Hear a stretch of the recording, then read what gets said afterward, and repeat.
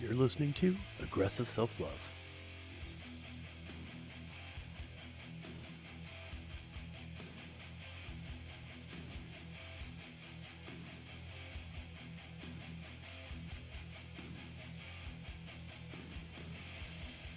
Hello everybody, and you're listening to Aggressive Self-Love Episode 2. I am your host, Jay. Today we actually have a couple guests with us. I know that was kind of unexpected. I know I had mentioned previously that there might potentially be guests. We were able to go ahead and make that happen. I'll go ahead and introduce my two guests here. I have my first guest with me is JG. Hi there, I'm the local fat ass. And That's then all we I'll have say. works for me. We have my other friend here, Pars. I guess we can just go ahead and say I'm nervous. I don't do these Don't be things nervous. Don't worry. Don't be nervous. It's a. often. Can't say that on a podcast. You can't. Oh, editing. No, I'm just kidding. I'm just gonna put a poo noise when he says that. You can go ahead and censor that. I can do that. Don't say whatever it was that I just said. I have no Yeah, context. Don't worry, I got. Just don't worry. He's what the fuck could he have said? It's almost worse that way. Now they don't know what I she said. prefer it that They're way. gonna sit there and- That makes it so much funnier. Let's start this over. They're just gonna sit there and wonder. They're like, "What did you say?" Nah, it's funny. It's funny.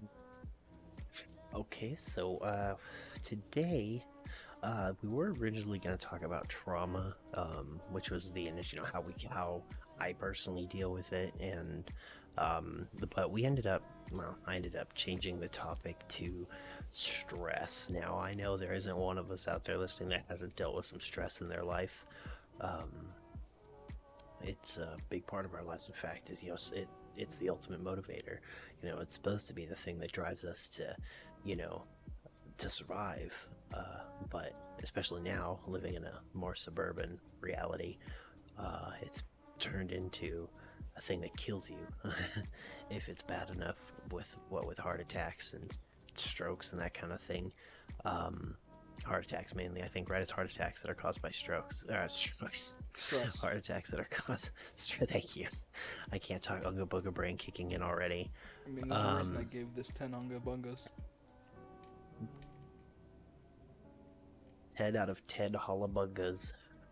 Yeah. It's no bungas, wasn't it? It was 10 out of 10 bungas. Yeah, 10 out of 10 Bungas. 10 out of 10 Obviously bungas. short for Unga Bungas, but you know, the shorthand is The almost national preferable. current. Yeah, bungas. Yeah, if you say unga bungas, people look at you like you're old. Yeah. They're like, who the hell is this guy? Everybody knows it's bungas. He's probably a berry picker tribe member.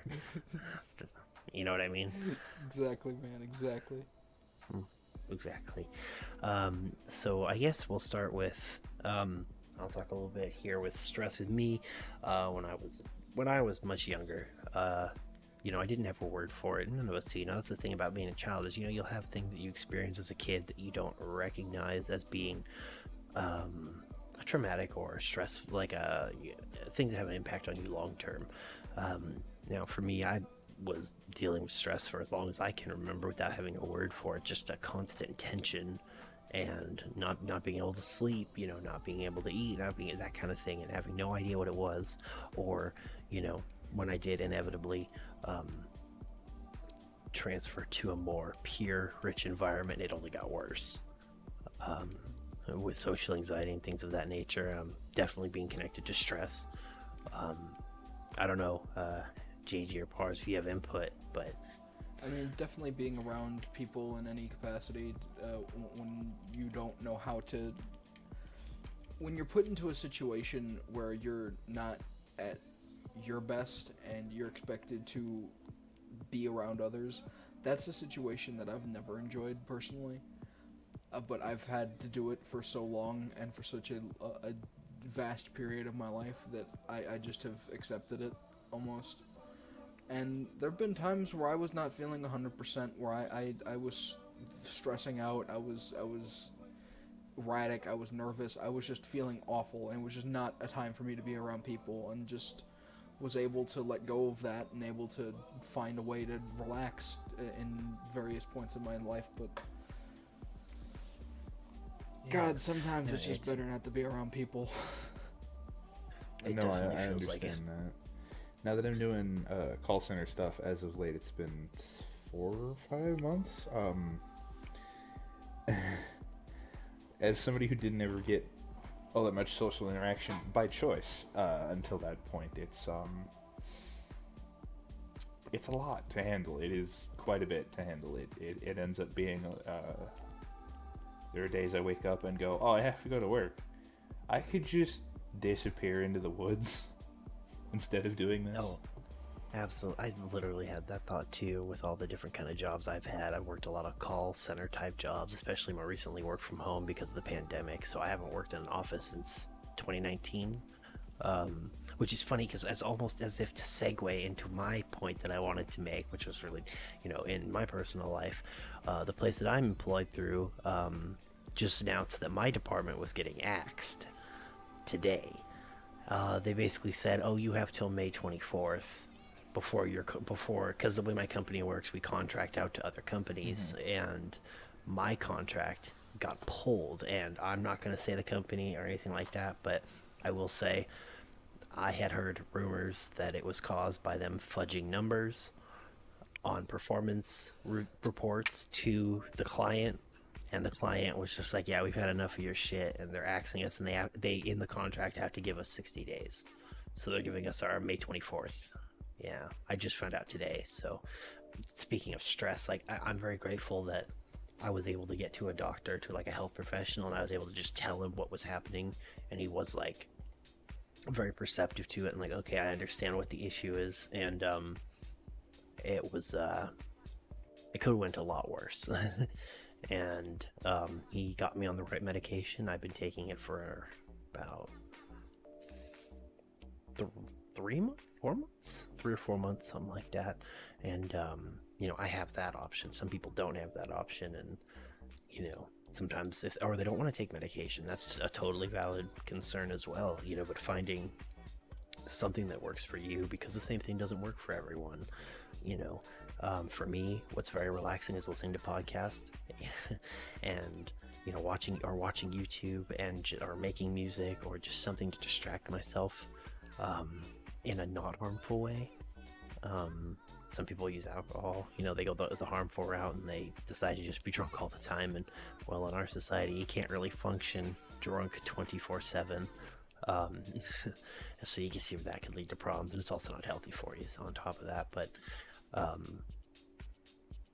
it's I always say there's two kinds of, well, for me at least, I can't speak for anybody else, I can only speak for myself, but for me, I always acknowledge that there was like at least 2 to 3 different kinds of stress. Like not all stress is the same, at least in my experience. Like you've got stress, which is like, I'm worrying about this thing that I can't do anything about, right? I'm stressed about this thing that I have no control over how it turns out. That's the most stressful for me, is like I have no ability to influence what's going to happen. It's literally left entirely out of my hands. That's the one kind of stress, and that drives me fucking crazy, I'm gonna be honest.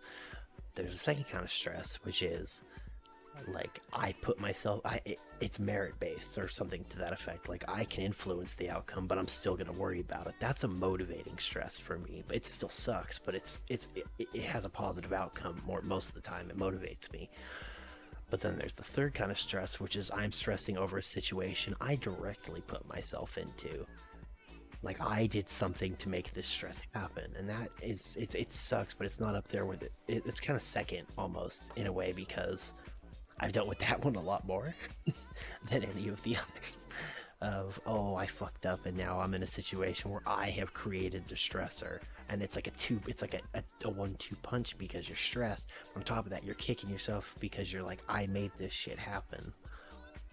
So I don't know, that's been my experience. I'm sure there's many more different kinds that people would have, but for me personally, those are the 3. Stress for me has always been somewhat... I always had to bottle a lot of the things that I was feeling up as a kid, because I had a lot of things going on. My grandmother, who lived next door to me, got cancer when I was 6, 7. She lived for 7 more years, after that. But Right. they did not give her the most optimistic whatchamacallit Outlook. diagnosis. We had a vacation to the beach because that was something that really relaxed her, and because she did not need stress. That woman, Right. though, never stressed, at least in front of me, about anything. She never worried about anything. She would be maybe mad or upset about something if it was right there, but she would not be that way for long whenever I was around, because A, that's because just how she felt about me, and B, she never wanted me to ever see her like that and have that be the way that I thought of her. Right. That's Yeah, something my- I've directly. She cared greatly about that. And it's weird because I'm kind of similarly, like, I've had that same discussion with my partner of, like, you know, how I don't know what I would do if I had children, like how I would handle it, because even though I am on medication, I am walking down a path of recovery in a way, so to speak, or treatment rather. I don't know if I personally, if you want my 2 cents, like my psychiatrist has said, you'll only be on them short term. I don't think I can be on them short term. Like, for me, it's like, what's wrong with saying the medication works and I want to keep taking it? Like, I don't want to be off the medication. I've been off it my whole life, and I've seen exactly where that got me. And it's like that saying, the well, if it isn't the consequences of my own actions. I've done that a lot, and I feel like I'm making progress now that I've taken control of the not disease, if you will, that I'm afflicted with. Yeah, I will say that there is a very specific reason that they don't want you taking those for a long time, and that is that there are there are some pretty bad medical side effects to taking certain medications, any medications, for a long time. Yeah. But I understand that. I understand that you definitely people go on to those like those kinds of medications for a lot longer. So it's not gonna, you wouldn't be the first, is all I'm gonna say. but there's Yeah. I will say that there's just a reason that your doctor would recommend that you don't. But they not every situation's the same, and not every situation calls for the same period of like prescription. Yeah, no, I've actually had, for a long time, I was on medications for ADHD, for depression, for bipolar, most of which I didn't have. I'm actually technically supposed to still be on a couple of them, but I just haven't taken them in forever. Those are not fun, especially when you start having bad reactions to them and they start eating your brain. It's great. Yeah. Some of the no, side it's- effects on it's- those are so nasty, and it's just, yeah, it makes, a lot of those are just like, yeah, it helps, keep your child focused in school, but like, they'll never focus again. Some of the side effects on those are just horrendous. Yeah, and that's where it's like, it sucks, because for some people like me, I want to keep taking them because they make me feel normal.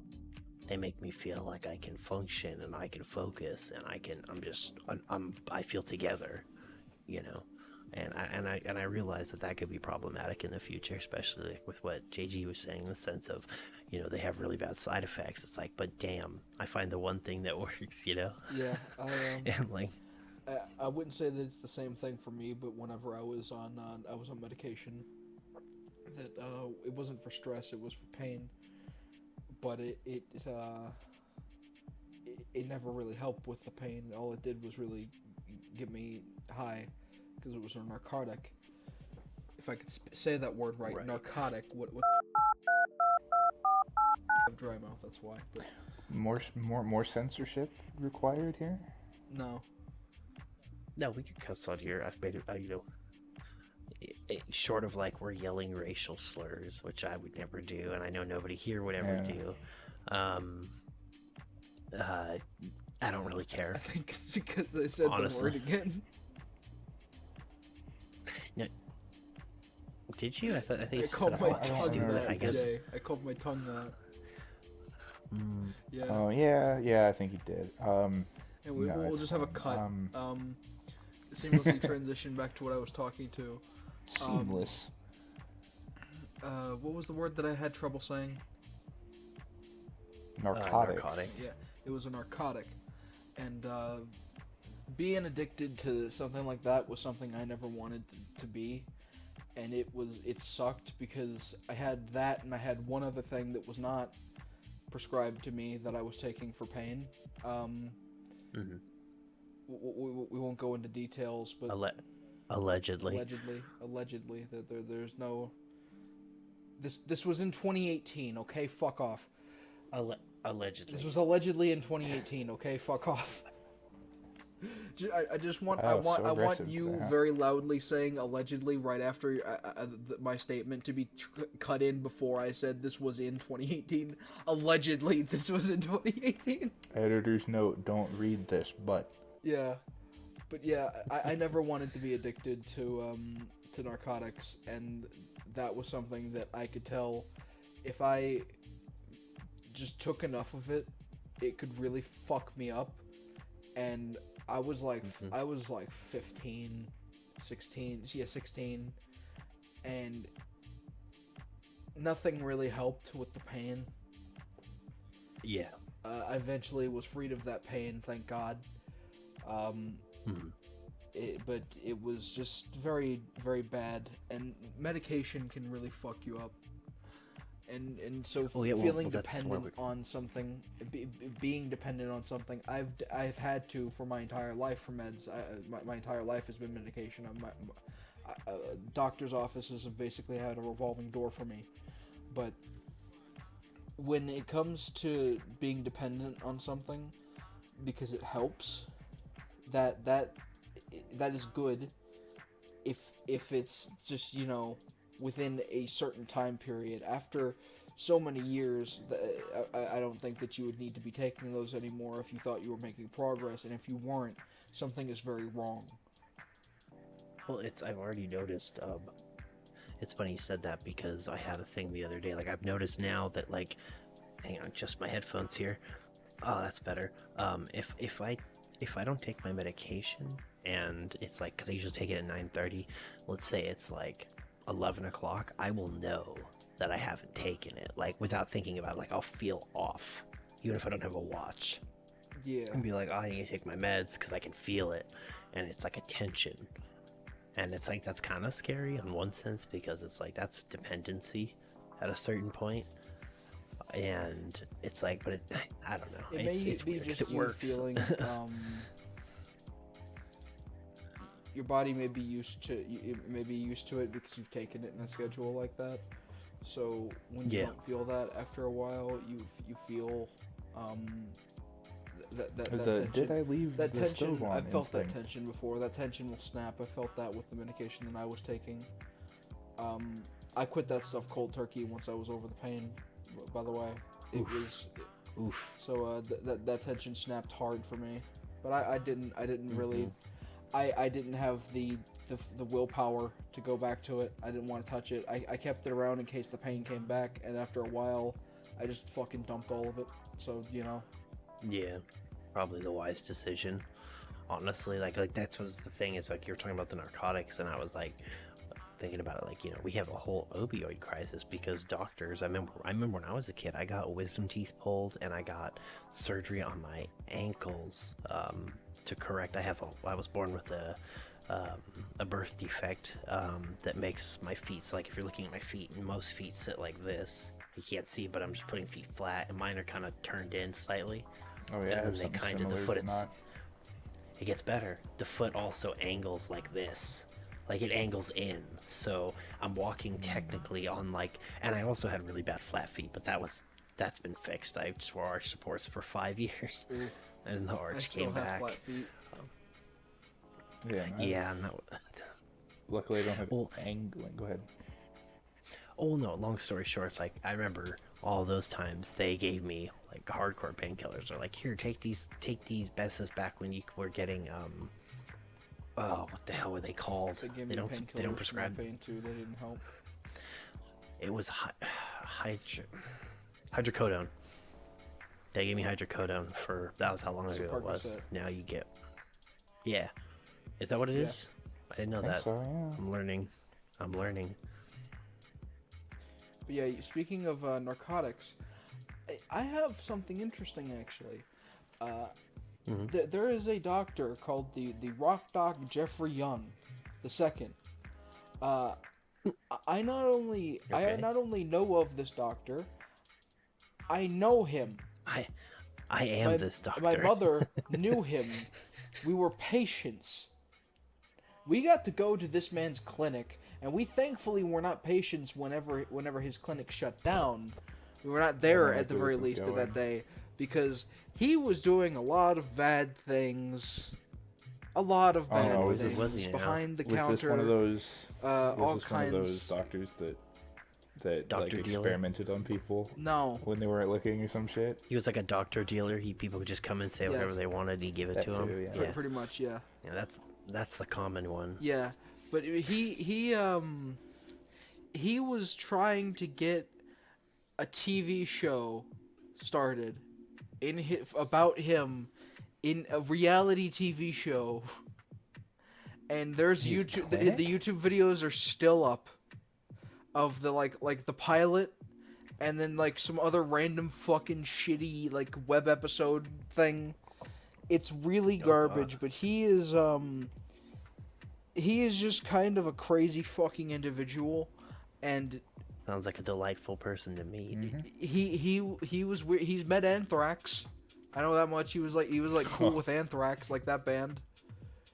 Oh, the For a band. split- Okay. For a split second, I thought you meant like Yeah, the literal yeah. infectious disease of anthrax. Oh was yeah, gonna he's say the met band, I was like, Anthrax. You know the disease. the anthrax. Well, Anthrax I Prime, didn't hear the the met first part. I just heard anthrax. he was something anthrax. So I was like, uh-oh. I like how this He's transition dealing from and stress infecting. to Anthrax.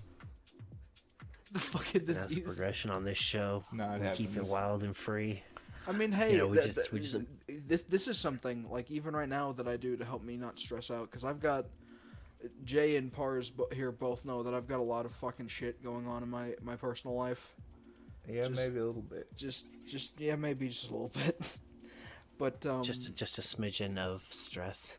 yeah, more than stress, more like it feels like the world is falling down around me and everything is fucking, you know.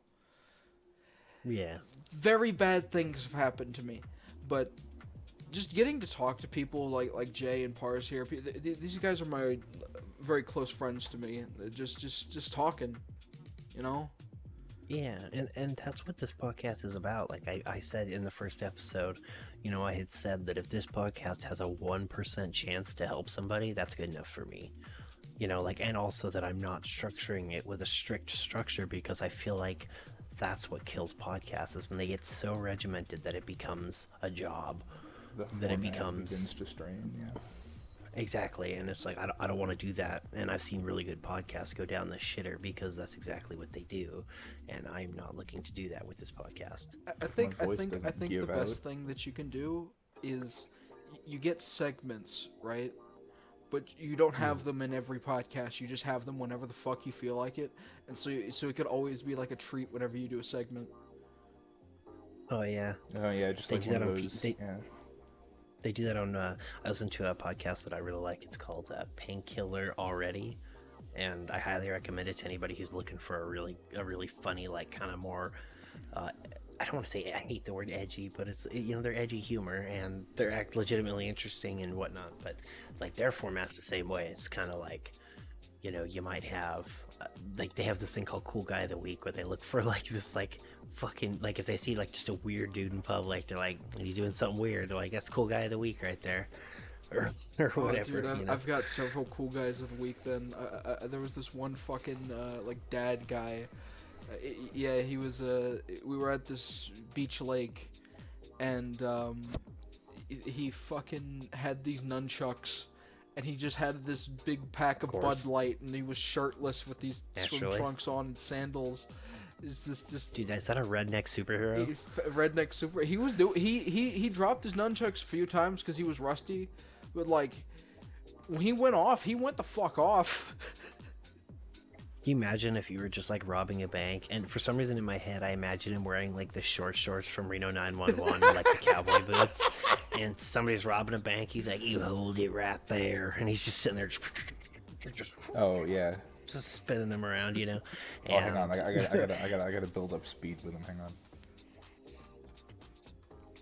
What are you doing, Parker? Yeah, he's like, hold on. No, he was talking about I gotta build up speed. He's yeah. like, hold on, give me a minute. I need 5 minutes. I gotta get in the zone. Gotta fire He at just it, starts you know, flying. CPU.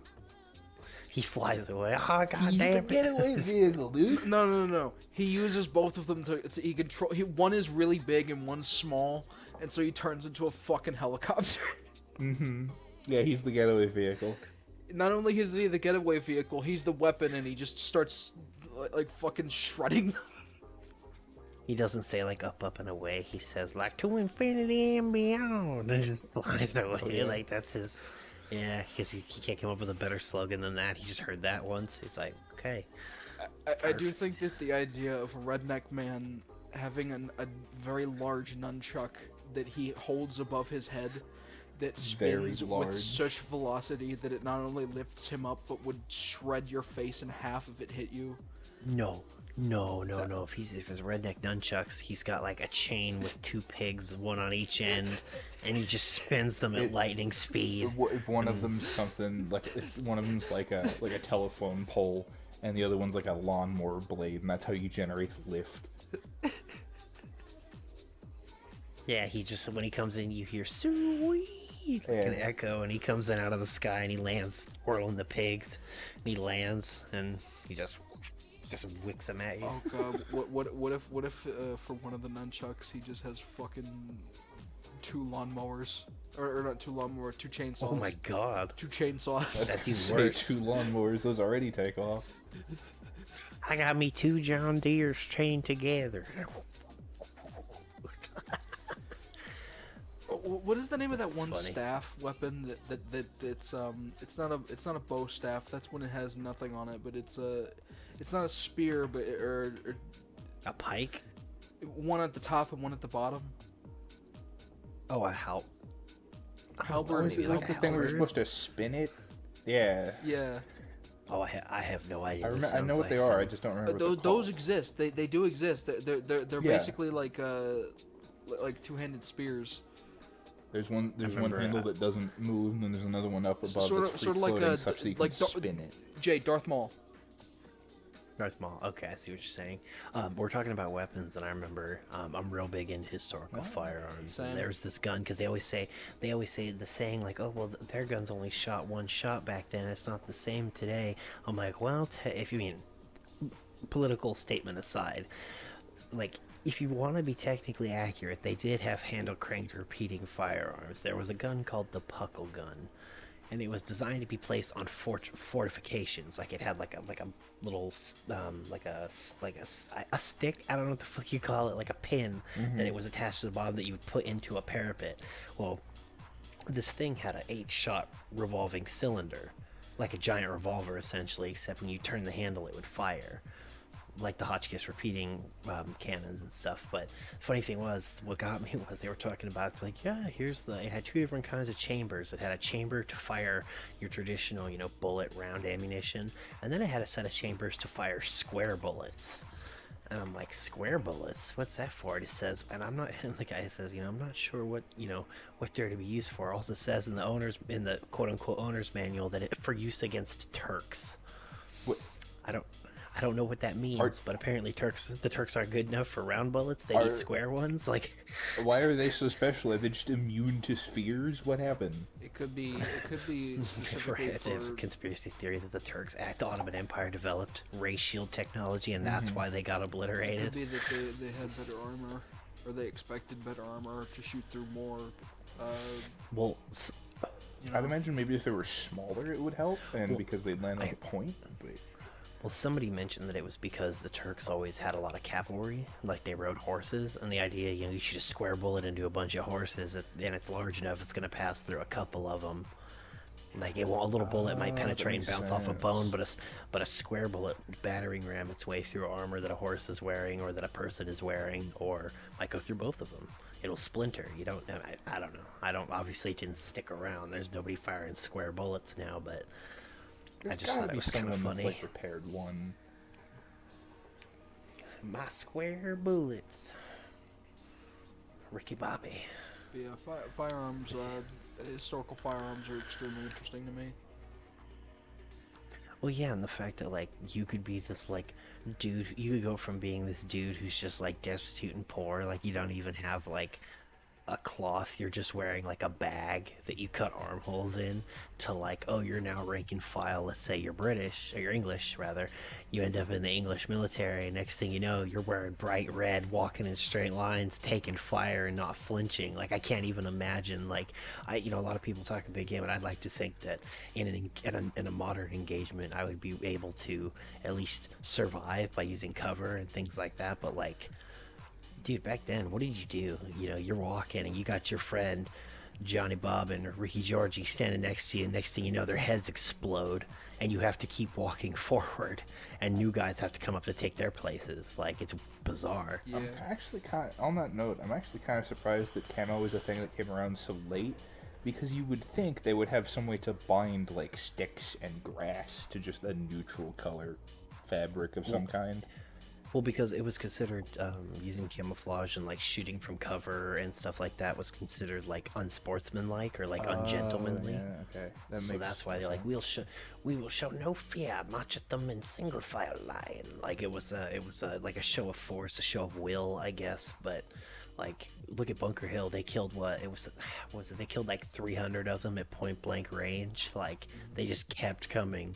3 times they tried. That's the level. That's why I like that line in the Patriot where he's like, what did he say? He's like, we killed over 500 of them at point blank range, and still they took the ground. That is the measure of their resolve. And I'm like, that's a really good way to put it. Whites of their eyes. Yeah. One thing I wanted to talk about, because we were talking about square rounds, it reminded me of a weapon that is very peculiar, called the Dardik Revolver. It is, Jay is very familiar with this weapon, I believe. At the very least, you're aware of its existence. It fires things called trowns, because they're triangular polymer rounds, or casings at least. If I'm not mistaken, that weapon was designed, the way that its unusual firing mechanism, it's very fucked up. It's a very fucked up and weird gun, and I don't like it. And it's technically a 15-shot weapon, and it's also technically a revolver. But if you look at that fucking weapon, that is not a revolver. It may be integrally, but something is very wrong if you're calling that a revolver. Something that always fascinated me. I don't know how we're talking about stress and then gone on to weapons. I mean, but they would stress you out if you were at the barrel end of one. I mean, well, yeah, especially have you ever heard of the needle guns? The needle guns are so weird. Like, before they went the route of cap and ball and like things like that, they had what was called, it was like needle guns, and basically the bullet would be a paper container all wrapped up, and you'd literally it was like a cartridge. You'd just stick it in there, you'd bolt action it closed like a bolt action rifle. But when you pulled the trigger, when you closed it, the needle penetrated till it was like a half an inch away from the back of the bullet, and when you fired it, that needle would poke the back of the bullet, ignite the primer, ignite the round, and fire the bullet. So when you opened it, there was nothing left, because it all goes out the end of the gun. Right. oh yeah, that makes I can see that. It dramatically increased the firing rate once they moved away from muskets and they moved into like that. Yeah. That was like a lot of the I think the Germans were among the first to, or the Prussians rather. I'm not trying to piss off anybody that's listening. They were among some of the first to adopt that system, from what I recall. I mean, the first revolvers were very weird too. Like the first few iterations, but if I recall correctly, the Dardik was made for, like, it was made to be a machine gun. They made an iteration of it that was a carbine. It had like a full stock on it and everything, and it was made like a rifle. But that weapon is just it's so particularly cursed because of the way that it opens up, and you have to reach in there to load the extra, like ghost load it. Yeah. And speaking of needle guns, it's kind of funny because with like flechettes, Jay, you and I were talking about that the other day. How you could load like just about anything into a shotgun or into like a boomstick, like a blunderbuss, and Yeah. and you could load at that point you don't even have to be loading specifically anything. You could just throw in a bunch of syringes. You could. I thought what a lot of people did. There was a load. I forget what it was called, but the military had different loads back then when they were using the blunderbusses for like what you were going to be doing. And one of them is like if you're doing anti-personnel stuff, they would literally recommend putting like nails and glass dust. So imagine you come over the hill, Johnny Boy's got a blunderbuss, and he just bow, and next thing you know, you got a face full of nails and glass dust in your eyes. Oh my god, it'd be under your eyelids. Yeah. Oh god, it would be everywhere. That would be the worst part, is that you wouldn't even immediately die. You'd just be so very horrendously wounded. You'd be blinded, in theory, most likely. You could, but I don't know how much power they had, so they probably won't lobotomize you. Okay, well, it won't instantly kill you at the very least. You would probably bleed out eventually. You'd be probably, you would bleed out or be blinded. You'd be if maimed at the very least. If you managed to survive with the god-awful healthcare that they had back then, if they made sure that they got a clean pair of overalls before and didn't treat too many patients before you, then you might have survived.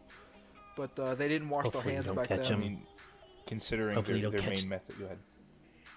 I was gonna say, hopefully you don't catch the surgeon after his daily shit break. Yeah. He comes back with his poopy hands and he's like, let's do this surgery. Considering their favorite method of caring for a limb that was messed up was amputation, you know. Yeah, I mean, Yeah, like, they like to do that, didn't they? Andrew Garfield suffered for I forget how many days, like 14 or 12 days. Yeah. After he got shot. There was It was just because they were like, they didn't have the best health care means, so they were probably poking at him with tools that were not the absolute finest.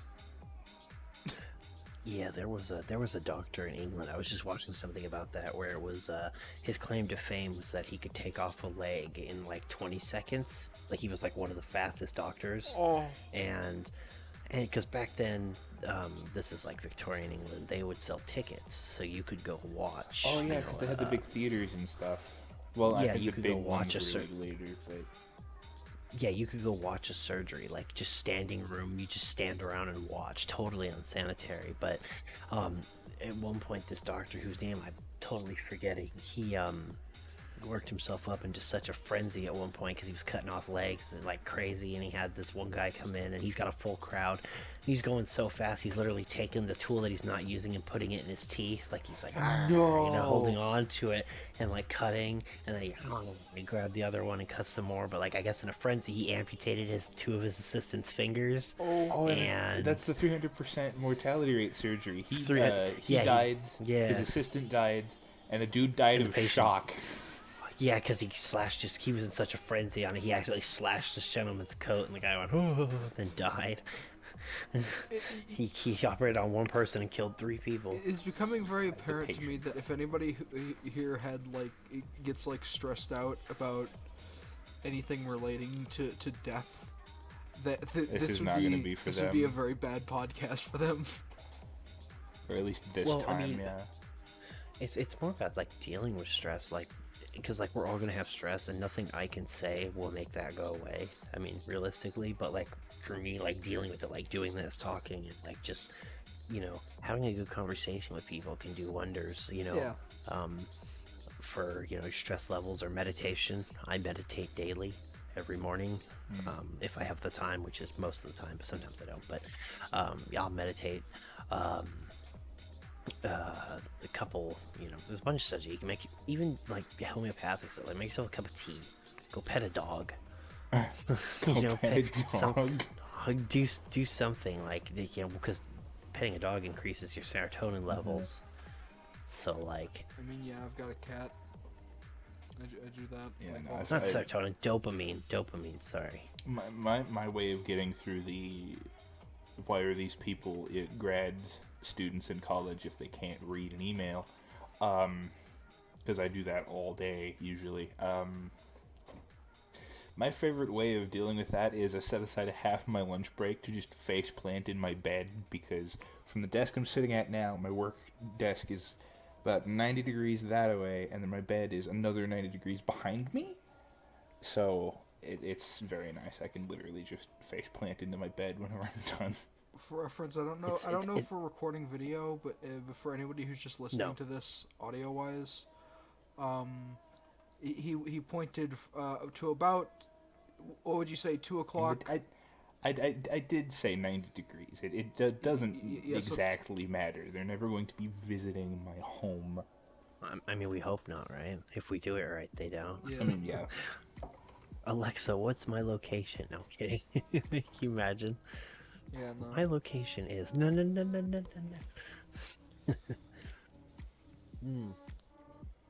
You know, it's funny because like I try to take that into account. Like I don't know for anybody else. Like speaking of stress, you know, a lot of us, well, me specifically, I have worked in a lot of service industry, positions like gas station clerk. I was a busboy for a while. That gives you a special appreciation for like the amount of stress those people doing those jobs are under, you know, because like for me, like I know how stressful it is to work in a fucking restaurant. That's part of the reason why I don't fucking work in a restaurant now, is because like, yeah, the tipping out every day is awesome, and getting like potentially up to $100 is awesome, but the amount of stress is just unreal. But you know, I just, it's unfortunate. It's like I always said, like I always thought people should be required to work at least one service and industry job, like in their life, just to give them the perspective. Because once you're on the other side, you're like, holy shit, there's a lot of fucking work. We're gonna a gas station, somebody comes in and fucks up. Just not yelling at people in the restaurant about, you know, Or like the gas station, like not going into the bathroom and making a huge fucking mess because you think it's funny. Like a dick. I had that happen a lot. It was crazy because I work nights, and I remember the thing that bugged me the most was like I could never use the bathroom. Like you could take a piss, sure, but you could never take a shit. Like you never had time. Never. And you're there constantly, so you're constantly drinking coffee, or you're constantly eating shitty gas station food because that's like where you are most of the time. So like troubles are brewing pretty consistently when you're in that place. Did you get free hot food there, by the way? I don't know if gas stations have that kind of policy. Yeah, my boss was pretty cool. Well, not free hot food. We could take I think it was like at the end of the night when we were cleaning up any food that didn't sell, we could have it, which was cool. Yeah. Because we have to throw it away, and he didn't like to waste. He was all about, you know, taking it home, which was cool. I mean, yeah, but then that's you get free. To the store owner, so. Yeah, and we get free coffee and free fountain drinks. Well, yeah, the fountain drinks thing is pretty common whenever it's a place that had that. When I did a brief stint in a hospital one time, they were like that. It was, if you need to get a drink or something during your shift, come on down to the cafeteria, grab a fountain, whatever. I feel like calling the amount of time that you worked at that place a brief stint is generous. No, because No, the most recent one I had was like 4 days because they tried to kill me. But the one before that, I did like a job shadow when I was like 16 through school, where we'd go over and work at the hospital as a paid volunteer for 2 days. I get that. Yeah, I will point out that you don't want to be carrying a fountain drink around when you're doing like sanitation or dietary in a hospital. But that was the thing they issued us. So that was just what we did. That's not a good idea. You want something covered. Something secure. Yeah. Like these I use one. It's not I call it a Hydro Flask, but it's not name brand. So I got it from Costco. But I started using one of these, and I'll tell you what, it's awesome. Like I don't think because like with plastic, I was just reading something the other day about how bad microplastics are like affecting people now, or like or even like it's crazy. Even like me, I'm real big into wet shaving, so straight razor shaving, safety or double-edged safety razor shaving, using a brush, the soap, the whole 9 yards. Getting into it about, it was like an article on like why should I switch to wet shaving. Like I need to know that some formulas of canned shaving cream can actually block hormone production. Yeah, because of what's in them. Yeah, it's like deodorants and stuff are really bad for you as well in that manner, because they're like a lot of them have like carcinogens and stuff. Yeah. Yeah, and how like I shaved with a cartridge razor for years and never knew like how bad cartridge razors are for your skin, because like if you have 3 blades, the first one will grab the hair but not cut it. The second one may grab it too, but what that's going to do is it's going to pull the hair out of the follicle, and then it's going to get caught off under the skin, and now you got ingrown hair. Yeah. Like, No, like I haven't had anything like that since I started straight razor shaving. Man, I actually switched to a beard trimmer to solve that. That kind of makes me think about how, like,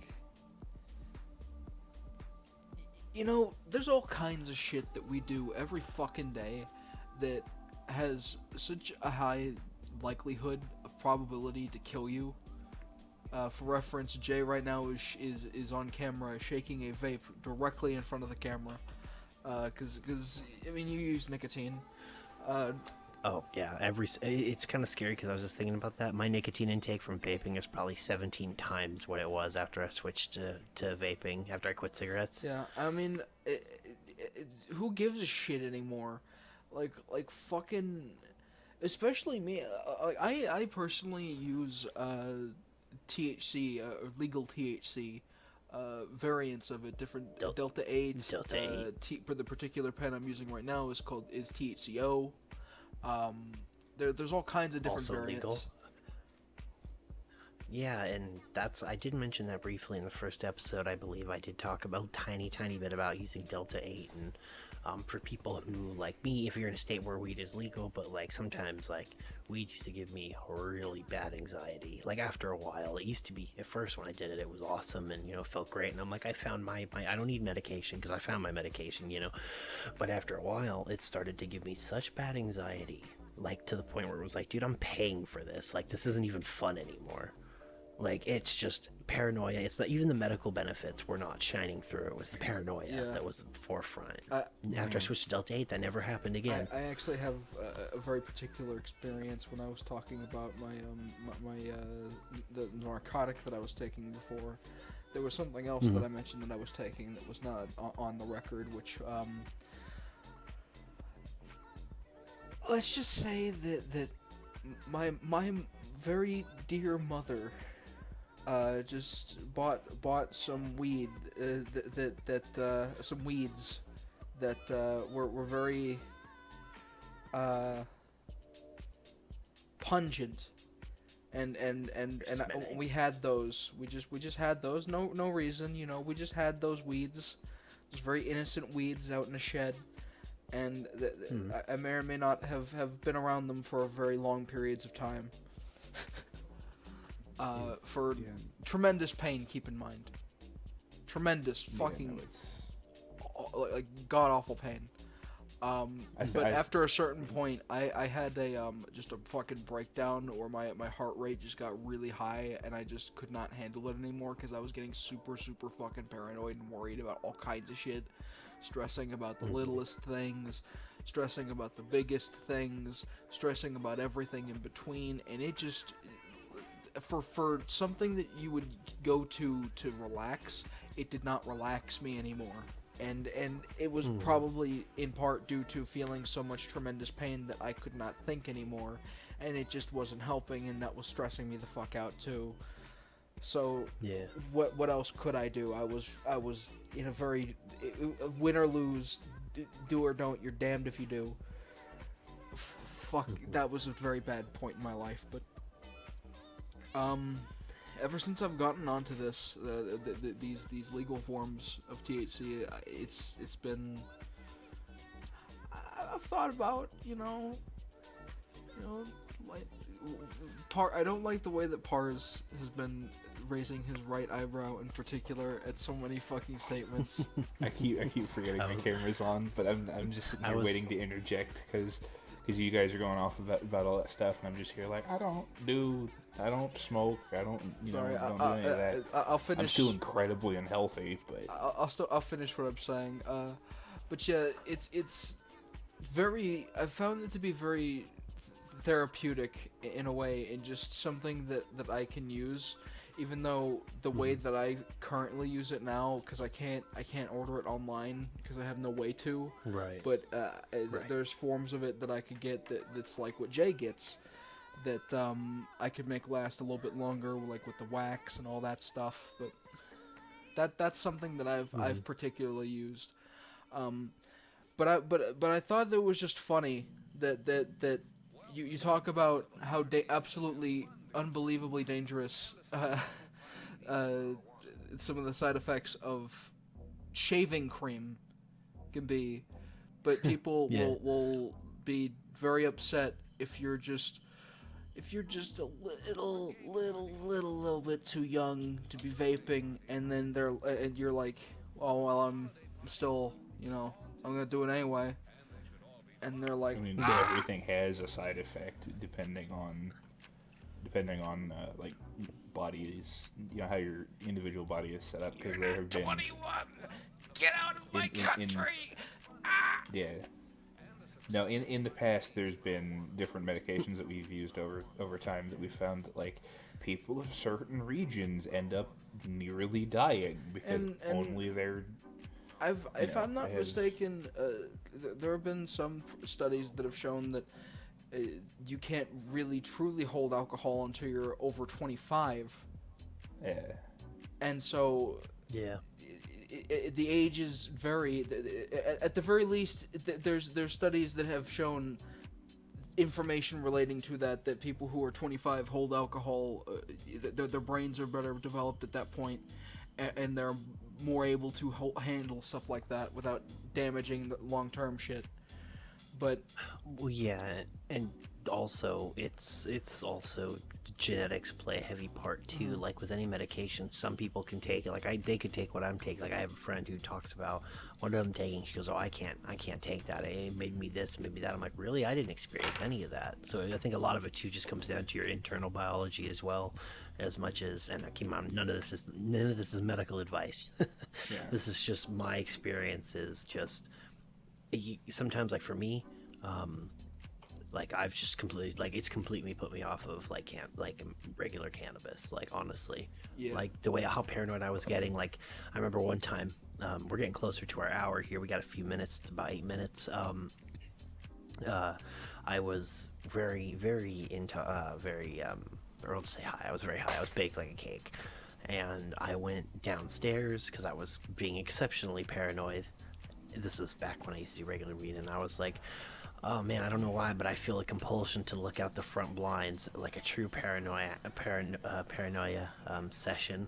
And I looked, and across the street was a sheriff's deputy's vehicle, and I shit a whole pallet of bricks. I was like, oh my god, they're here! I was running with it, and it turns out that somebody got stabbed or shot like 5 houses down in a coke deal gone bad. And that's why there was like 17 cops on my block that I didn't know about until I went outside. I was like, holy shit, there's cops everywhere. It was so strange. Like, they're taking their cars and shit, and the mom's like, don't take the car, I paid for that with my money. And they're like, well, you'll get it back when we're done with it. And I'm like, oh no. They don't know where the drug money stops and the legitimate money begins. Yeah, that's the fun part when you start getting into that. When, especially, there are... Boy, the tales I can tell about living in trailer parks in the middle of nowhere in that case, but... the school you went to. Yeah, things like that. But, I had a point. I forgot what it was going to be. I forgot. Why have you done this to me? We were talking about crazy stuff going down. The cops out in front of my house. You said, "Ooh, I could tell you some stories about living in a trailer park." Yeah, no, it was before that. I had something you were talking about. Me? Like the genetics and medicine and stuff. Oh, right. Yeah. Back to that point of like your genetics can make medicine real funky. My mother is allergic to just about everything. Like, to the point where if she has, like, I think a quarter of a shot of, like, margarita or, like, a really bad beer, Mike's Hard Lemonade, she'll just shut down. Things like that, it's, like, really inconvenient. And on the other side of my family, nobody's allergic to anything. So it's going to be really interesting to see that one. That's the kind of thing you really have to look out for. great. It's funny when you're not allergic. Like, I'm not allergic to a lot of stuff, so like I just assume that I'm not going to be allergic to something. Like okay, I only had an allergic reaction once when I was a child. I think it was a specific brand of clam chowder, and I broke out. Like, I had like red, my whole chest, like my stomach, my chest was all red, like blotchy. Like, I was breaking out, and it was real bad. And then it went away. But like ever since then, that was when I was like 10. I'd never had anything react to me badly like that. So like my most recent case of allergic reaction is totally unexpected, and sometimes it's almost worse because you're confident, you're like, this ain't gonna bother me, because And then nothing, it you know, just sneaks up on you. Yeah, that's the fun just part. destroys you, and you're like, what's wrong, I'm dying, because you've never had it happen before. Yeah, no, that's fun because there has been, I don't remember where I read this, but apparently there have been like allergies and stuff that only crop up later in life if it's a genetic thing, which is really fun because it'll be like you'll turn 27 and everything you've normally been using suddenly threatens to kill you, and it's just out of nowhere. It's great. Our body's like fun. well, that's the fun thing too, since we're talking about bodies, like lactose intolerance, how like we're technically all supposed to be lactose intolerant, but we've bred it into ourselves to be milk drinkers. And it's funny because I was never allergic, like lactose intolerant. My whole life I loved milk. I drank gallons and gallons of milk, quite literally, in some cases. And especially when I was playing football, I was drinking a gallon of milk a day, it felt like. And then all of a sudden I'm 29, approaching 30, and like I touch milk and like it's all hands on deck. Like it gets real bad. It's like, and it's funny how that just like changes, because you know that's how we're supposed to be, but some people just don't get the transformative experience they're supposed to have until much later in life. You know, like now I'm paranoid about, like, I found myself paranoid about losing hair. Like, I have plenty of hair and I'm not going, like, I'm not thinning, but like it's always a constant fear. And I have long hair, so when you brush it and there's hair in the brush, you're like, oh my god, like that's the stress reaction. You want to be like, I'm going bald, you know. No, But I had problems all throughout school with lactose intolerance because nobody realized that I was lactose intolerant until it was, because like I always had really bad gas, just all the time, always when I was going through school, and the doctors were looking through it. Okay, well, has he got some problem with his stomach acid? We could try fixing that. No, his stomach acid is perfectly normal. There's nothing weird with it. Well, what else do we got? You know, for like years and years and years, and I stopped drinking milk because I'm not in school anymore, and it goes away. Yeah, I've got a lot of fun stories about allergies, but I'll probably save them for another time because we don't have much left, you know. yeah, we're usually, I figure, just so the listeners can know, if it's just me, it's going to be about a 30-minute show, because let's be honest, I could talk for an hour, but I have a really hard time coming up with shit to talk about. And if there's guests, it's going to be usually an hour, maybe more, depending on demand or however, You know, just how much if, we want to keep talking. if we feel like we want to talk for like an extra half hour, we could, but Yeah, Even planning to absolutely. swap it out. Yeah, that too. Like, if somebody wanted to come in later, they could. Yeah. Or, whatever. Like, we don't have to be super strict about I it. think that would be the best case, is if we have somebody swap in and out, and if we keep somebody, or if somebody else, just we have extra people. I mean, that would be I a feel lot like of people, but I mean, you can manage. Yeah, and I feel like, the more the merrier, because, again, this podcast is to just talk about things that affect me, and, hopefully someone can relate, or, if you do relate, that's great. If you don't, that's fine too. It's just, dealing with stuff by talking it out, because, a lot of people are very, they're very hesitant towards therapy or towards talking to a professional, and sometimes listening to somebody else talk about their experiences or like their struggles or whatever the fuck is going on in your life, like that might be interesting to someone else, because like for me, it is to me. I love hearing about what other people are doing. Like, it's always fascinated me that every person I pass on the road, I'm like, that's a whole ass other person living their own fucking life. Like, that's crazy, like, to me, Yeah. and it's just a strange realization. And we're coming up on our 1 hour here. We're about 59 minutes. I just want to go ahead and wrap this up, and want to say thank you to both of my guests, JG and Pars. You're both awesome. I don't know what you were talking about, Pars, about messing it up. You didn't mess up nothing. It was a great podcast, and it's laid back. It's go with the flow. I'm not trying to impose a regimen, because then it becomes a job and it gets boring, and change is good. I've seen some go down from that, but yeah, it's great being on here. Hopefully I don't get heckled. It'll be great. I said the Heckled, same. heckled. I'd like to come back if, you know. Absolutely, I'd love to have both of you on, and we're probably gonna have more people at some point, and the editing is just gonna be delightful because I'm doing it all by Yeah. myself. I mean, I have nothing to Heck, do, so I'll what am I probably be doing? around for a lot of these. If you'll have me. Yes. Yeah, I'm gonna try to record every Friday. We're recording on a Thursday because I'm a dumbass and forgot it was Thursday and not Friday. Don't you love that, thinking it's Friday and then being like, oh shit, I have to work tomorrow? Yeah. It's a great feeling. Well, anyways, we'll go ahead. You guys have listened to episode 2 of Aggressive Self-Love. I hope you've enjoyed, and feel free to give us a follow if we feel we've earned your patronage. That would be awesome. I'm just doing this more for me as a way to get out there and talk about my issues and try to help as many people as I can, or just like we were doing here with a lot of just shooting the shit. That can still be very interesting and even helpful or stress relieving too, ironically, because sometimes making people talk is a stress reliever. But in all, once again, thanks for joining us, and have a great rest of your day. Thanks, guys.